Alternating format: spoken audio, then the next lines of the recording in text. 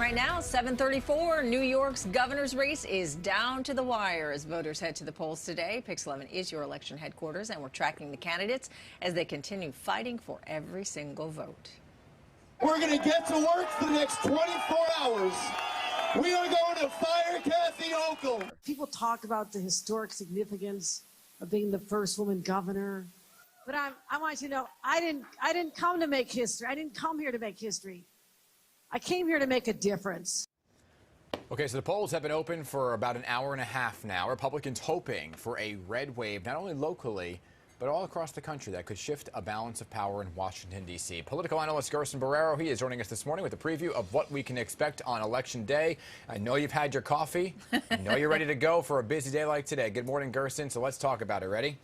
Buenos dias, New York. How you doing, Dan? How you doing, Hazel? Bien, yes. Bien, y tú? So Kathy Hochul watched her double-digit lead, right, narrow in the final weeks of the campaign, Gerson. So what are the chances, we haven't seen this in 20 years, that New Yorkers elect a Republican to the state's highest office? And what are your thoughts on it, seeing the early voting and where they came in from?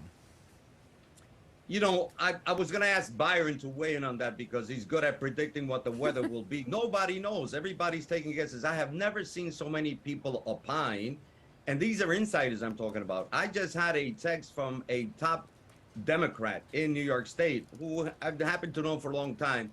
And finally, this person tells me Kathy wins. But this person had been really doubtful that she could pull it off. We'll see. The voters have it in their hands. They've gone to the polls. They're starting to go to the polls. Those of us that voted early made our decisions. But I've got to tell you, I think that this is the one time, and this is coming from a person who the first time I voted was 1970 for New York State governor. Yeah, I'm that old. You know, I'm an OG, and I voted. This is the 14th time I participated in a gubernatorial election in New York State, which means that at that point it was Nelson Rockefeller or Arthur Goldberg. Richard Nixon was the president, so I've seen these claims of doomsdays.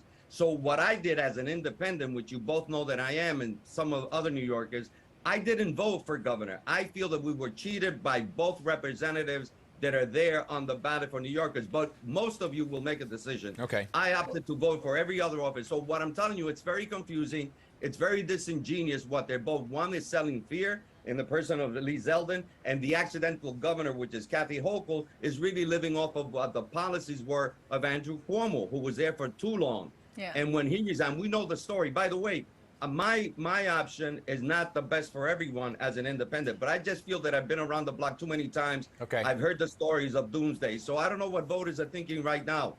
Well, Gerson, I know you, as we spoke earlier, were blown away just like us as to how many people went out and voted early. But where everything stands right now, what do you think is going to be the deciding factor? Do you think that it's going to be undecided voters who will decide who will win the race for governor? We seem to ignore. That's a great question, Hazel. That we seem to ignore. We say undecided. There are 3 million independents in New York State. I'm one of them, but I've been an independent for a long time. So it's breaking.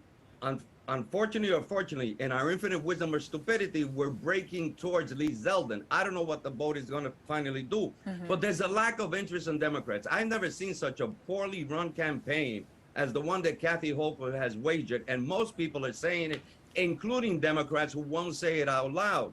So I'm concerned, unless she has some other strategy, it's got to be more that she pulls out the vote. Okay. I know Chuck Schumer was on the phone with leaders of clubs and Democrats at the local level, urging them. This is and this hasn't been reported, but I know it for a fact because I heard him. So Chuck Schumer on the phone on a Sunday with a group of people to get out the vote is dangerous. The reason you see so many top Democrats at the national level is not because Kathy Hochul is doing well. She's doing poorly, and they're afraid that she can bring down 4 or change Republicans that actually could win in House seats that are right now being fought. I mean, we've never seen this in New York. Well, let's talk about... I think that we don't have a good Democratic candidate, even though they dominate in terms of registration. So yeah, right. 2-1 is what the Democrats are over New York, over Republicans in the state of New York, which is why it hasn't happened in over 20 years. You need to win New York City really to win. But let's talk about what's happening not only with the governor's race, some of these House seats as well, Gerson.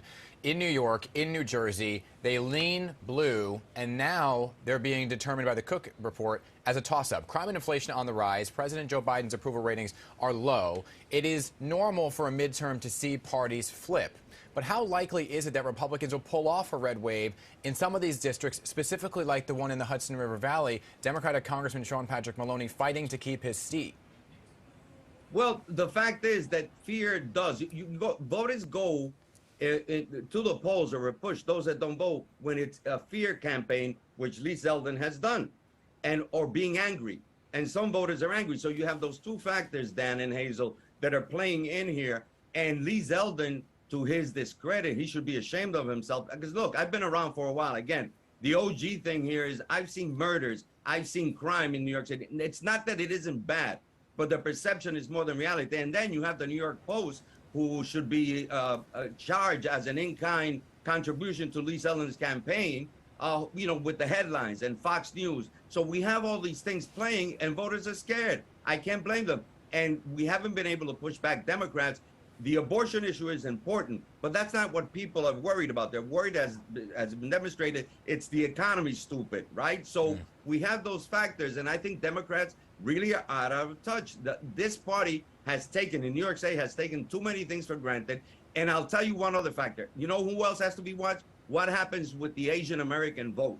I think they've been neglected.